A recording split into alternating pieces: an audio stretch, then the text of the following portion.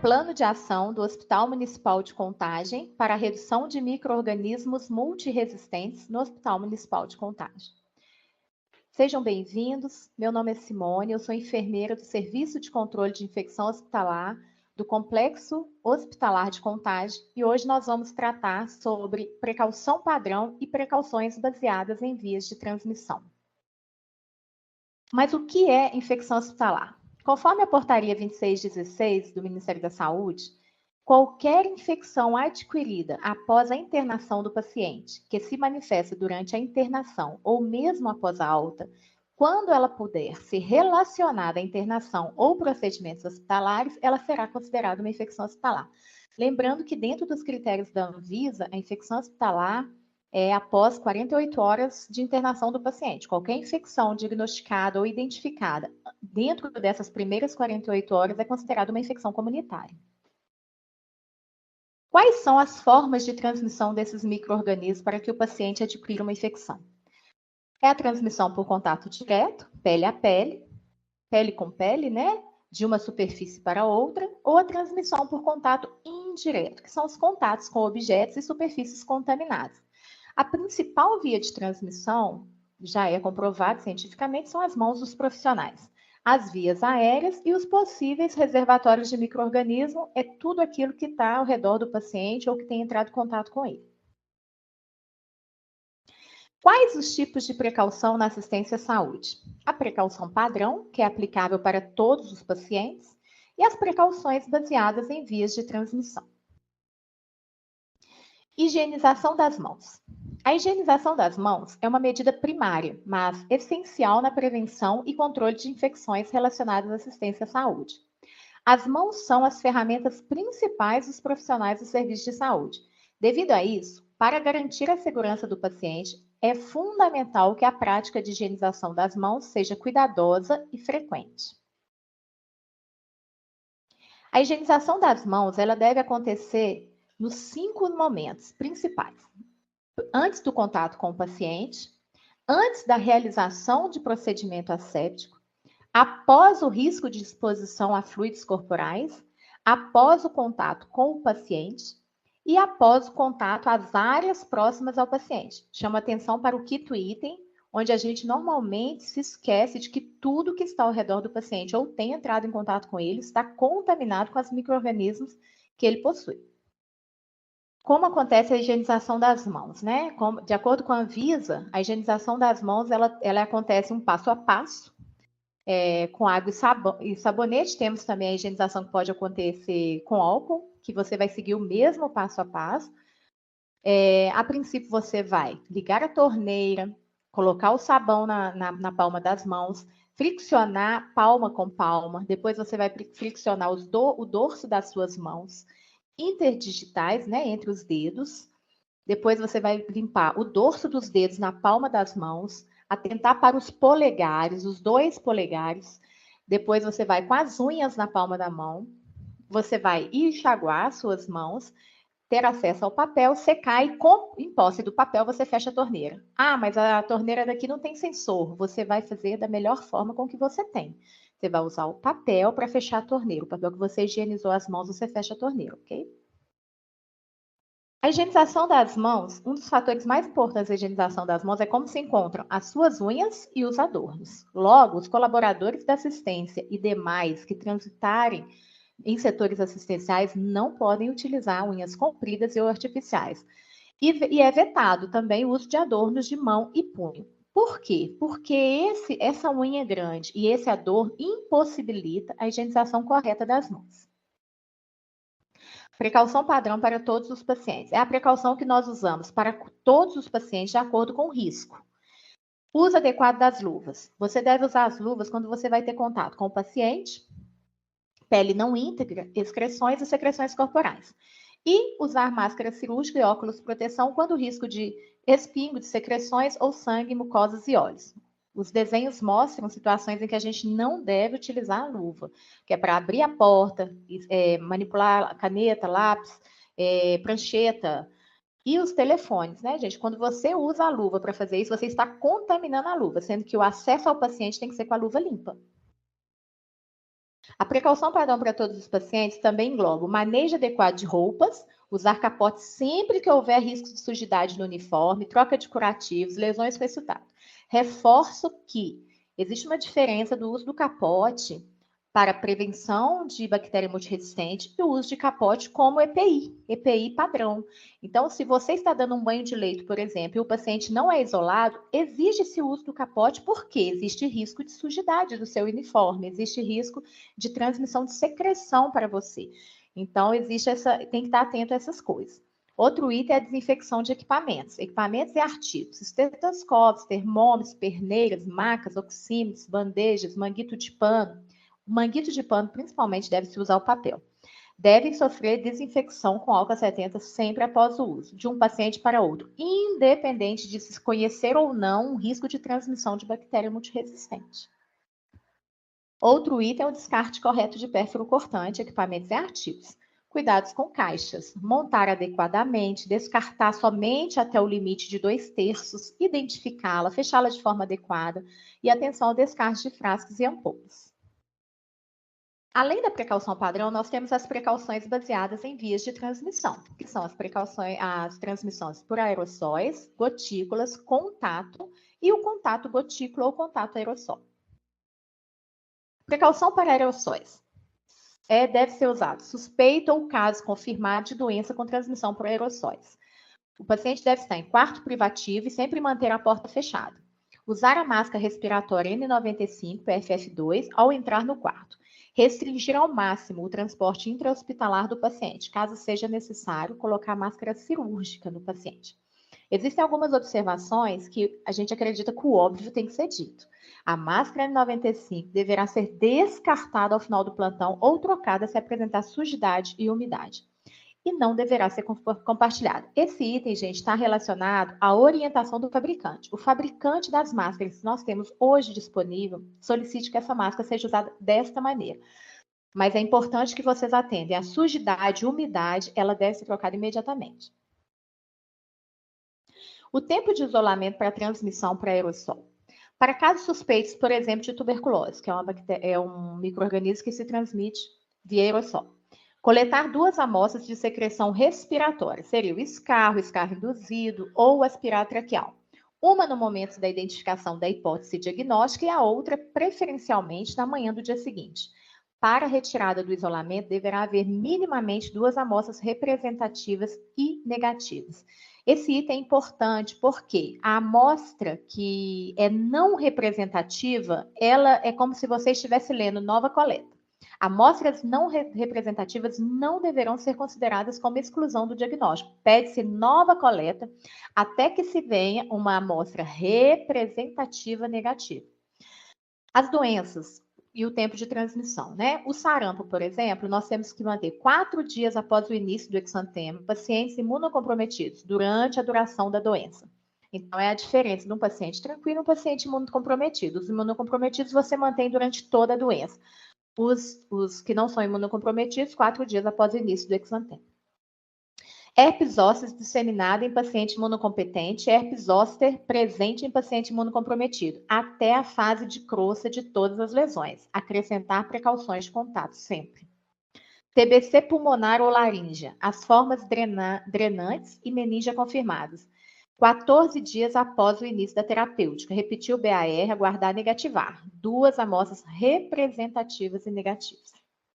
Precaução para gotículas. As gotículas são perdigotos maiores que 5 micras, logo são transmitidos durante a fala, tosse, espirro e aspirações traqueais. Alcançam curta distância, que é de 1 metro, né? Então, por elas serem pesadas, na hora que elas saem da boca do paciente, elas vão cair com uma distância de 1 metro. Elas não são como os aerossóis, que são leves e ficam muito tempo no ambiente. E exige uma proximidade com o paciente fonte. O paciente doente, eu tenho que ter proximidade de contato com ele para que ele me transmita a doença. A precaução padrão acrescida de quarto privativo e ou coorte. Pessoal, importante que vocês entendam o que é o coorte. O coorte, quando a gente adota o coorte enquanto enfermaria de coorte, eu vou colocar ali uma enfermaria de coorte, o que eu estou querendo dizer? Naquele quarto, todos os pacientes possuem a mesmo perfil de transmissibilidade. Posso fazer um coorte de bactéria multiresistente, posso fazer um coorte de padrão respiratório, posso fazer um coorte. Vou fazer o coorte de COVID, porque são doenças transmissíveis da mesma maneira. O que não permite que você use a mesma luva em todos os pacientes, você não pode usar o mesmo capote para todos os pacientes, você não pode acessar os pacientes sem higienizar as mãos de um para o outro. A única coisa que nós estamos falando quando a gente fala de coorte é que naquela enfermaria todos os pacientes possuem um perfil de transmissibilidade, seja ela respiratória, seja ela de multiresistência contato, que eu vou falar um pouquinho mais na frente. No caso das gotículas, as enfermarias de coorte normalmente têm as enfermarias respiratórias, que é a enfermaria que a gente teve há pouco tempo aí, que era a enfermaria de COVID, né? Onde você coloca o paciente com a distância de 1 metro e eles podem ficar na mesma enfermaria. Lembrando que eu não posso colocar caso suspeito com confirmado, né? Então, são os cuidados. Por isso que existem os protocolos e a CCH está à disposição para orientar você sempre que necessário. No caso das gotículas, sempre usar máscara cirúrgica, evitar o transporte intra-hospitalar do paciente. Se necessário o transporte, o paciente deverá usar máscara cirúrgica e o uso da máscara N95 para atendimentos com possibilidade de geração de aerossóis. Lembrando que o fato do paciente não estar entubado e ser uma doença transmissível por gotícula, se ele for fazer uma micro, eu tenho que usar N95. Se ele for fazer uma aspiração, eu preciso estar com N95. Intubação da mesma forma. Por quê? Porque nesses procedimentos nós geramos aerossol e a única máscara que protege contra o aerossol é a N95. O tempo de isolamento para transmissão para gotículas. Meningite, 24 horas de terapia adequada. Coqueluche, até 5 dias para o início da após o início da antibiótico terapia efetiva. Cachumba, até 5 dias após o início do inchaço. Rubéola, até 7 dias após o início do exantema. E gripe por vírus influenza, 7 dias após o início dos sintomas. Precauções de contato. É quando eu tenho uma suspeita ou um caso confirmado de doença ou colonização com transmissão por contato direto ou indireto. Colonização e infecção por patógeno multiresistente. O que eu vou fazer? Eu vou colocar o paciente num quarto privativo, ou em coorte, ou isolamento local. Limitar o transporte se necessário, atenção à contaminação do ambiente e utilizar capote durante o transporte. Neste caso, nós também utilizamos o coorte, como eu disse anteriormente. O paciente com bactéria multiresistente transmissível por contato, ele pode ficar num quarto privativo? Pode. Ele pode ficar numa enfermaria onde os outros pacientes possuem a mesma via de transmissão? Pode. Ou ele pode ficar isolado no leito. Lembrando que o paciente isolado no leito, a bactéria, gente, ela só muda de um paciente para o outro através das nossas mãos ou através do contato indireto. Elas não vão voar de um paciente para outro. Então, o coorte, lembro novamente que o coorte, o paciente vai estar na mesma enfermaria com outros pacientes com bactéria multiresistente. No entanto, isso não me dá o direito de usar os EPIs iguais para todos. Então, o que eu tenho que fazer? O capote de um paciente deve ser trocado sempre que eu for acessar o outro. A luva tem que ser trocada sempre que eu for acessar o outro. Igualmente, higienização frequente, constante e repetidas vezes no contato com os outros pacientes. O fato do paciente estar em coorte não quer dizer que ele não pega mais nada. Significa apenas que eles possuem o mesmo perfil de transmissão, tá bom? Resistência de multiresistência ou resistência de KPC, mas as bactérias são diferentes e a gente precisa tomar cuidado por causa da resistência bacteriana. Quais são as medidas de prevenção? Higienizar as mãos antes e após o contato com o paciente, usar luvas e capote ao contato com o paciente em ambientes próximos aos leitos, que são mobiliário, bomba de infusão, garrafinha do paciente, qualquer coisa que for do paciente, desde a escadinha da cama dele, se você acessar, está contaminado com as bactérias dele. Desinfetar com álcool a 70% objetos contaminados, são os estetos, termômetros, etc. Colocar papel toalha embaixo do aparelho de PA, antes de aferir a PA. E em caso, gente, de contingência, caso seja necessário o uso de capote de tecido, o mesmo deverá ser trocado a cada 12 horas, ou se apresentar umidade ou sujidade. Lembrando que os pacientes com KPC, nós recomendamos que eles tenham aparelhos, tipo aparelho de PA, glicosímetro, todos esses materiais de acesso de prevenção da assistência, separados, tá? A gente entende que se ele for desinfetado, se ele for passado o álcool 70, ele pode ser usado em outro paciente, mas de preferência é bom que você tenha um próprio, só para os pacientes KPC. A desinfecção do leito, responsabilidade da enfermagem compartilhada com a equipe da higienização. Onde que a enfermagem entra? Na desinfecção terminal, bomba de infusão, monitores, suporte de soro. Na desinfecção concorrente, uma vez a cada plantão, é importante que a enfermagem faça a desinfecção da bomba de infusão, dos monitores, do suporte de soro, da cama, do colchão, da mesa de cabeceira, etc. Tudo que o paciente tiver ali, que for de referente à assistência, é de cuidado da enfermagem. Com relação à higienização, a desinfecção terminal vai acontecer no quesito chão e parede, cama, colchão, mesa de cabeceira, beombo. Desinfecção concorrente, retirada de resíduos, chão, maçanetas, interruptores, partes externas dos dispensadores, pia, etc. Tudo isso é de responsabilidade da higienização. Lembrando que, para que a higienização faça bem o seu trabalho, a equipe de enfermagem precisa previamente acessar o box e retirar tudo que tem no leito, no box do paciente, para que, tipo placa de identificação, placa de isolamento, para que a higienização consiga higienizar de forma adequada, principalmente nos quesitos terminais. Tempo de isolamento para contato de transmissão. As bactérias multiresistentes, o nosso paciente aqui no complexo hospitalar, ele deve ficar isolado durante toda a internação. O paciente com bactéria multiresistente não possui suspensão de isolamento. Ele isolou no início da internação, com 2 dias de internação cresceu uma bactéria multiresistente, ele vai ficar até o dia da alta. Nos casos dele ganhar alta com bactéria multiresistente, caso ele seja reinternado, se ele tiver uma bactéria multiresistente, seja ela qual for, nós estamos falando de perfil de resistência, ele volta, se ele voltar 6 meses, ele ainda volta em isolamento. No caso de KPC, que é o perfil de resistência KPC, se ele voltar até 6 meses depois de ser reinternado, ele ainda assim volta em isolamento, ok? Pediculose, piolho, escabiose, sarna, 24 horas após o início da terapêutica adequada. Feridas drenantes, exemplo, abscesso, até que a ferida seja contida por curativo. E no caso das herpes zóster, disseminada em paciente imunocompetente, herpes zóster presente em paciente imunocomprometido, até a fase de crosta de todas as lesões. Acrescentar sempre a precaução por aerossol.